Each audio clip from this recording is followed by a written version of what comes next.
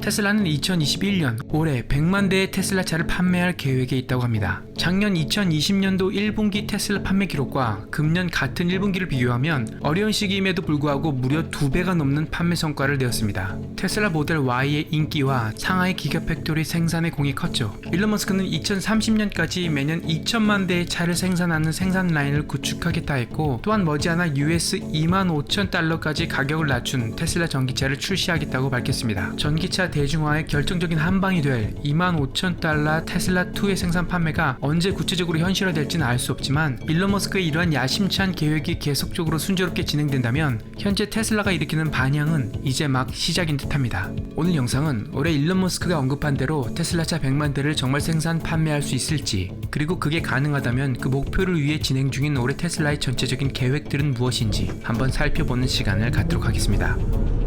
일부 분석가들은 올해 테슬라의 50% 정도의 성장률을 예상하고 있는데 반해 뭐든지 빠른 속도로 크게 일을 추진하는 일론 머스크는 테슬라 직원들과의 대화 가운데 올해 100만 대 생산 판매가 가능할 것이라고 말했습니다. 100만 대 판매면 작년에 비해 100%의 성장률을 예상하는 겁니다. 그런데 정말 이 목표 달성이 실제 가능할지도 모릅니다. 그 이유는 첫째, 테슬라의 기가팩토리 건설 때문입니다. 독일 베를린에 건설 중인 테슬라의 새로운 기가팩토리는 빠르면 금년 7월부터 가동할 수 있다고 합니다. 여기 기가 베를린에서는 작년 배터리데이 때 언급했던 4680 배터리 셀 생산과 4680 배터리를 탑재한 모델 Y 생산에 주력할 것으로 보입니다. 현재 빠른 속도로 진행 중인 미국 텍사스 오스틴의 테슬라의 5번째 기가팩토리 또한 계획대로 올해 말까지 가동될 수 있다면 테슬라 모델 Y뿐 아니라 테슬라 사이버 트럭과 세미 또한 이곳에서 본격적으로 생산을 시작할 것이라고 했습니다. 이 두 어마어마한 사이즈의 기가 공장에서 테슬라 모델 Y 생산 라인이 더해진다면 특히 유럽 시장과 북미에 급증하는 모델 Y의 수요를 충족하기에 충분할 것입니다.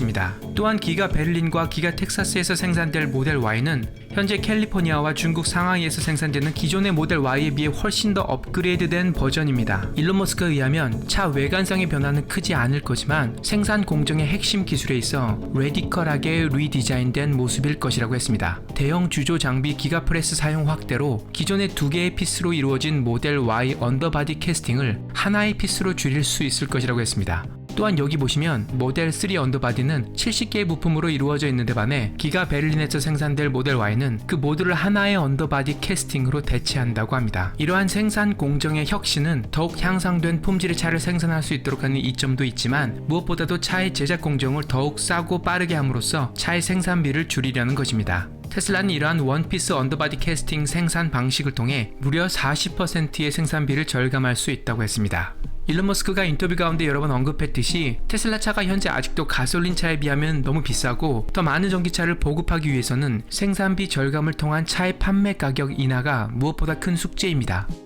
그리고 더 많은 전기차 판매를 위해 생산비를 절감할 수 있는 가장 중요한 파트는 물론 전기차의 배터리입니다. 배터리데이 때 발표한 테슬라의 새로운 4680 배터리 셀은 기존의 배터리보다 5배의 에너지, 6배의 파워가 증가할 것이라 하고, 이로 인해 16%의 주행거리 확장이 있을 것이라고 했습니다. 새로운 4680 배터리 셀과 탭리스 배터리 설계 기술, 하니콤 모양의 빽빽한 구조용 배터리 팩, 그리고 생산 공정의 혁신을 통해 훨씬 더 향상된 배터리를 낮은 비용으로 생산할 것이며, 이러한 배터리 생산 혁신은 전기차 대중화에 큰 견인차 역할을 할 것으로 예상됩니다. 4680 배터리 셀을 이용한 테슬라의 새로운 배터리, 그리고 새롭게 업그레이드된 생산 공정은 기가 베를린에서 만들어질 테슬라의 새 모델 Y 생산에 본격적으로 적용될 것이고, LG, KATL, 파나소닉과의 협력을 통해 4680 배터리 셀 생산에 박차를 가할 것으로 보입니다. 아마도 테슬라는 자신들만의 자체 배터리 생산의 목표를 두면서도 업그레이드된 4680 배터리 셀 생산 규모 확장을 지원하고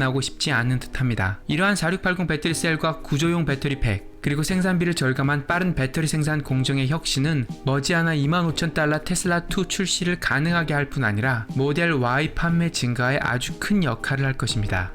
올해 테슬라 100만 대 판매 달성에 큰 도움을 줄 또 다른 요소는 바로 테슬라 차의 다양한 라인업 출하입니다. 테슬라는 우선 올해 생산이 지연되고 있는 모델 S와 X를 업그레이드된 모습으로 생산 판매할 계획에 있습니다. 금년 초 모델 S와 X 생산이 중단되었었죠. 그 이유를 미국 프레몬트 공장 모델 S 생산 라인의 업그레이드 때문이라고 보는데, 곧 새로운 모습으로 선보일 모델 S와 X도 올해 테슬라 판매 실적에 적지 않은 공헌을 할 것으로 예상됩니다. 사실 일론 머스크는 3월 정도에 업그레이드된 모델 S가 출하될 것이라고 하긴 했는데, 그 계획은 벌써 4월이 거의 다 지나고 있으니 조금 미루어지고 있는 듯합니다. 모델 S나 X 판매가 전체 판매 실적에 얼마나 큰 영향을 미칠 수 있겠는가 하는 의견도 있지만, 물론 가격도 사이즈도 대중화되기는 어려운 차종인 건 맞습니다. 하지만 그 어떤 스포츠카보다 파워풀한 1100마력의 모델 S 플레이드를 좋아라 하시는 분들도 생각보다 꽤 많은 것 같습니다. 다시 판매가 시작되면 밀렸던 수요의 누적으로 인해 적지 않은 판매 실적을 올릴 것으로 예상됩니다. 게다가 현재 많은 사람들이 기다리고 있는 테슬라 사이버 트럭도 올해 말에 생산 가동될 계획이 있습니다. 듀얼모터와 트라이모터 사이버 트럭 생산은 기가 텍사스에서 올해 말 시작될 계획에 있고, 당장 어느 정도 캐파시티로 생산될지는 미지수이지만 벌써 프리오더가 작년 기사의 65만 대를 넘어섰다고 하니 엄청난 숫자입니다.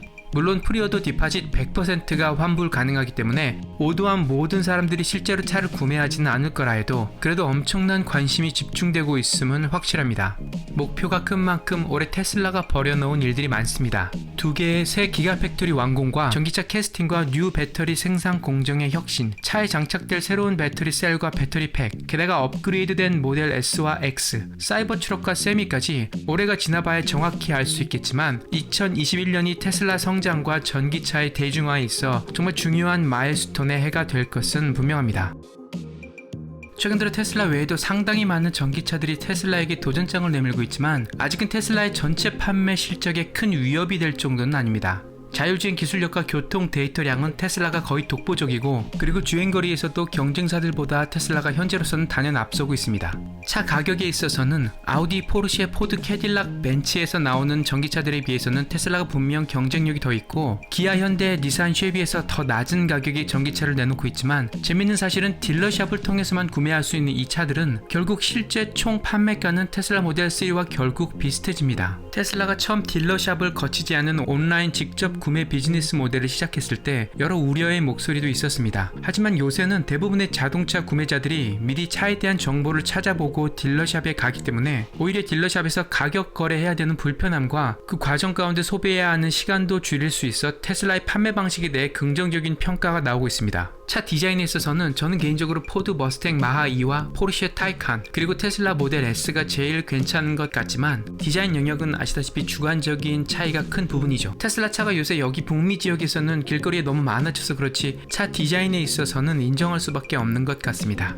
마지막으로 전기차 충전 인프라입니다. 슈퍼차저 충전 인프라에 있어서도 현재 어떤 기업도 따라올 수가 없는 수준입니다. 한국의 현대차와 테슬라의 전기차 충전 인프라 대결이라는 기사를 읽었었는데, 아마 테슬라 슈퍼차저 인프라를 넘어설 수 있는 나라가 있다면 현대와 기아가 있는, 그리고 뭐든지 빨리 만들 수 있는 한국이 유일하지 않을까 싶습니다. 금년 2월 테슬라는 중국 상하이에 슈퍼차저 공장을 공식적으로 개시했다는 기사가 있었습니다. 기가 상하이에서 멀지 않은 이 공장에서는 매년 10,000개의 V3 차저를 생산할 수 있는 규모라고 합니다. 이 정도 양으로 충전 인프라 구축을 서두르고 있는 기업은 테슬라 외에는 당분간은 없을 것 같습니다. 이 도표는 영국에서 전기차 충전에 대한 고객들의 만족도를 각 전기차 기업별로 비교한 자료입니다. 테슬라 전기차 판매 실적에 이처럼 다른 전기차 경쟁사들은 당분간 큰 걸림돌이 될 것 같지는 않습니다. 하지만 테슬라의 올해 100만 대 판매 달성의 진짜 경쟁 상대는 가솔린 차와 가솔린 차에 익숙한 사회 구조입니다. 올해 추진되는 여러 기가팩토리 계획들과 생산 공정의 혁신, 그리고 새로운 배터리 기술로 인해 25,000달러 테슬라 차가 나온다면 그땐 본격적으로 가솔린 차의 시대가 마무리될지도 모릅니다. 그리고 테슬라뿐 아니라 여러 자동차 기업과 국가 차원의 도움으로 전기차 충전 인프라가 전 세계 곳곳에 설치된다면 주행거리 불안 때문에 전기차 구매를 망설이는 분들께도 마음을 바꿀 수 있는 동기부여가 될지도 모르겠습니다. 여러분은 어떻게 생각하십니까? 테슬라가 올해 일론 머스크의 말대로 100만 대 판매를 달성할 수 있다고 생각하십니까? 그리고 25,000달러 전기차가 나온다면 가솔린차 대신 전기차를 구매할 의향이 있으십니까? 아니면 아직은 가솔린차를 선호하십니까? 여러분의 생각을 밑에 댓글로 남겨주시기 바랍니다. 오늘도 유익하고 즐거운 시간 되셨기를 바랍니다. 저는 다음 영상으로 최대한 빨리 찾아뵙도록 하겠습니다. 감사합니다.